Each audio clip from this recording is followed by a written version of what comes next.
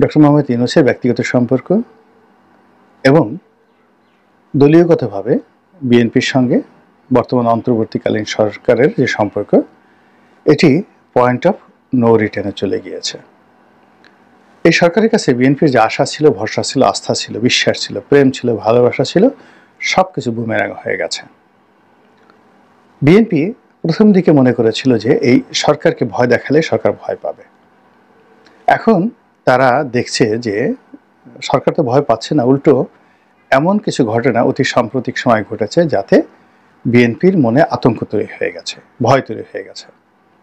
BNP মনে করছে, বা বিএনপির বেশিরভাগ লোকজন মনে করছে যে সারা বাংলাদেশে যে অরাজকতা, পুলিশের মধ্যে চেইন অফ কমান্ড এর যে দুর্বলতা, বিএনপির লোকদেরকে অবাধে যাকে বলা হয় চাঁদাবাজি করতে দেয়া প্রশাসনের পক্ষ থেকে, এটি সরকারের একটি কৌশল।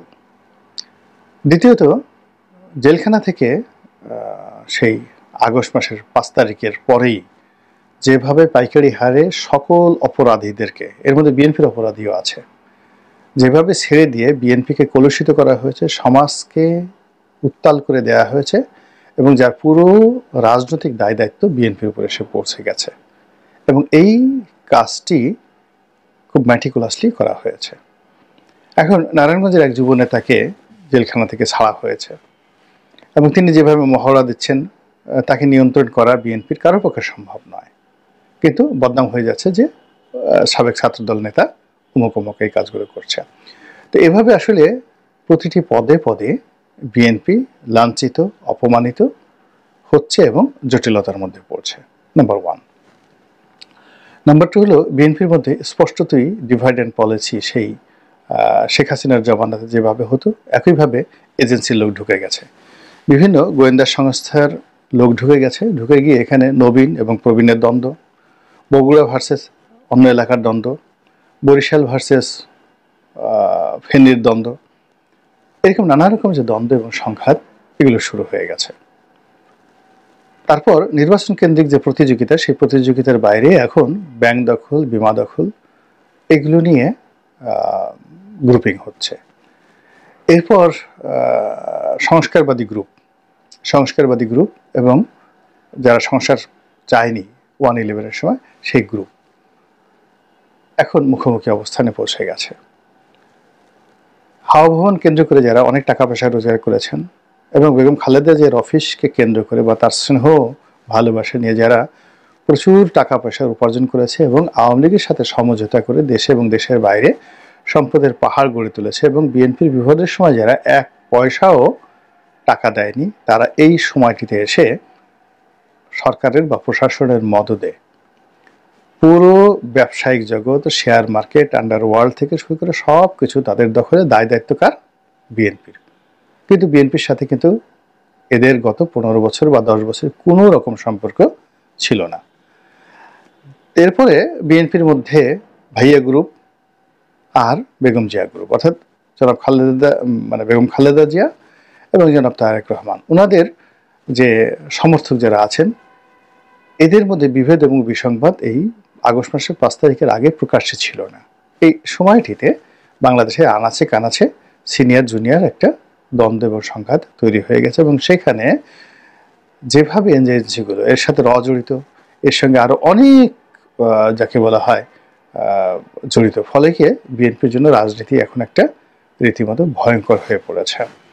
তো এই অবস্থাতে নির্বাচন, অতি সত্ত্বর নির্বাচন দেওয়া, নির্বাচনে জয়লাভ করা এবং ক্ষমতায় যাওয়া ছাড়া বিএনপির হাতে কোনো বিকল্প নেই।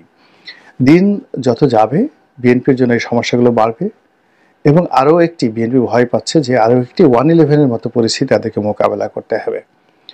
তো যার জন্য তারা এই ডিসেম্বর মাসের মধ্যে একটা নির্বাচন আদায় করার জন্য সর্বত কূটনৈতিক তৎপরতা চালিয়ে আসছিল, এবং তাদের পক্ষ থেকে, অর্থাৎ দলের পক্ষ থেকে সর্বোচ্চ সহযোগিতার হাত বাড়িয়ে দলের শীর্ষ নেতারা একাধিকবার ডক্টর মোহাম্মদ ইউনূস সাহেবের সঙ্গে দেখা করেছেন। কিন্তু ফাইনালি যে রেজাল্ট দেখা যাচ্ছে তাতে মনে হচ্ছে যে যেই লাউ সেই কদু, অর্থাৎ কথা হচ্ছে, আলাপ আলোচনা হচ্ছে, যাওয়া হচ্ছে, আনাকুম জানাকুম, কিন্তু কথা হলো 9 ডিসেম্বর জুন। ডিসেম্বর হলে কম সংস্কার, এরপরে জুন হলে বেশি সংস্কার, তারপর আবার আগে স্থানীয় সরকার নির্বাচন, পরে জাতীয় নির্বাচন। তারপরে আবার বলা হচ্ছে যে এখানে কনস্টিটিউশনাল অ্যাসেম্বলি তৈরি করার জন্য, অর্থাৎ সংবিধান সংশোধন করার জন্য একটা নির্বাচন হবে আগে, এবং তারা একটা সংবিধান তৈরি করবে এবং সেই সংবিধানে সবাই স্বাক্ষর করবে। স্বাক্ষর করার পরে এই সরকার ক্ষমতা ত্যাগ করবে। ইম্পসিবল, অ্যাবসার্ড অ্যান্ড ইম্পসিবল বিএনপির জন্য এটা মেনে নেওয়া। এরপরে যেটা বলা হচ্ছে সেটা হলো একেবারে ডক্টর মোহাম্মদ ইউনূসের পক্ষ থেকে যে আগে জুলাই চার্টার হবে। এখন জুলাই চার্টার যারা তৈরি করবে সেই জুলাই চার্টারে রাজনৈতিক দলগুলো স্বাক্ষর করবে এবং ওটাই বিপ্লবী সরকার হিসেবে তাদেরকে বৈধতা দিবে, তাদেরকে সেফ এক্সিট দেবে, এবং সেই জুলাই চার্টার নিয়েই এখন সবচেয়ে বড় ঝামেলাটা তৈরি হতে যাচ্ছে। ফলে বিএনপি মূলত মানে ১লা মে অর্থাৎ শ্রমিক দিবসকে কেন্দ্র করে বিশাল জনসভা করেছে, এবং মানে এই ১লা মেতে সারা ঢাকার যে শাহবাগ থেকে শুরু করে পল্টন মোড় পর্যন্ত, পুরানা পল্টন মোড় থেকে একেবারে বিজয়নগর হয়ে তারপরে নয়াপল্টন হয়ে কাকরাইল থেকে একেবারে সোজা সেই ফকিরাপুল মোড় পর্যন্ত লোকে লোকারণ্য ছিল পুরো সকাল। একটা গাড়ি ঘোড়াও সেখানে চলতে পারেনি। তো এখানে কেবলমাত্র বিএনপি নামেনি, এখানে আওয়ামী লীগের লোক নেমেছে, এখানে সমস্ত শ্রমিক সংগঠনগুলো নেমেছে, আরও অনেক অদৃশ্য শক্তি নেমেছে। এটা ডক্টর মোহাম্মদ ইউনূসেরকে একটা রেড সিগন্যাল দেওয়া যে আমরা রাস্তায় নামতে যাচ্ছি। এই হলো এক। দ্বিতীয়ত হলো যে বিএনপি বুঝতে পারছে যে অতি সম্প্রতি কয়েকজন সেনা কর্মকর্তা, তারপরে শেষে একজন উপদেষ্টা এবং বেশ কিছু সরকারি কর্মকর্তা যে কথাগুলো বলেছেন যা বিএনপির ঘুম হারাম করে দিয়েছে।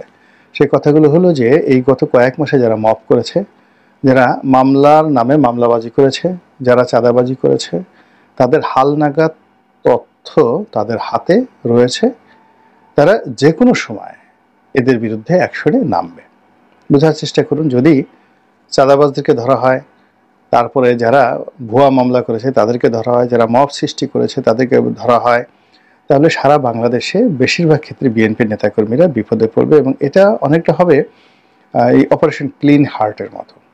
এবং সেই অপারেশন ক্লিন হার্ট হলে বিএনপি আর জিন্দিগিতে তাদের অবস্থা মুসলিম লীগের মতো হবে।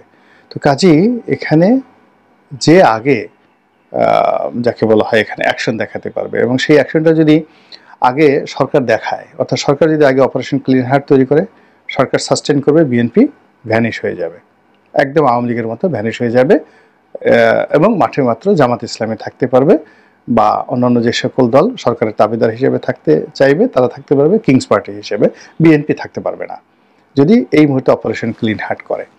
এবং সরকার সেই অপারেশন ক্লিন হার্ট করার জন্য যে প্রস্তুতি নিচ্ছে, এটি আমি সেপ্টেম্বর মাসে বলেছি। এর কারণ হলো এটা সেনাবাহিনীর মানে রোলের মধ্যে পড়ে না। তাকে ম্যাজিস্ট্রেসি ক্ষমতা দেওয়া হয়েছে, তারপর তাকে ফিল্ডে ডিপ্লয় করা হয়েছে। সারা বাংলাদেশে বিশাল সংখ্যক সেনাবাহিনী রয়েছে, প্রত্যেকটা উপজেলাতে সেনা সদস্য রয়েছে।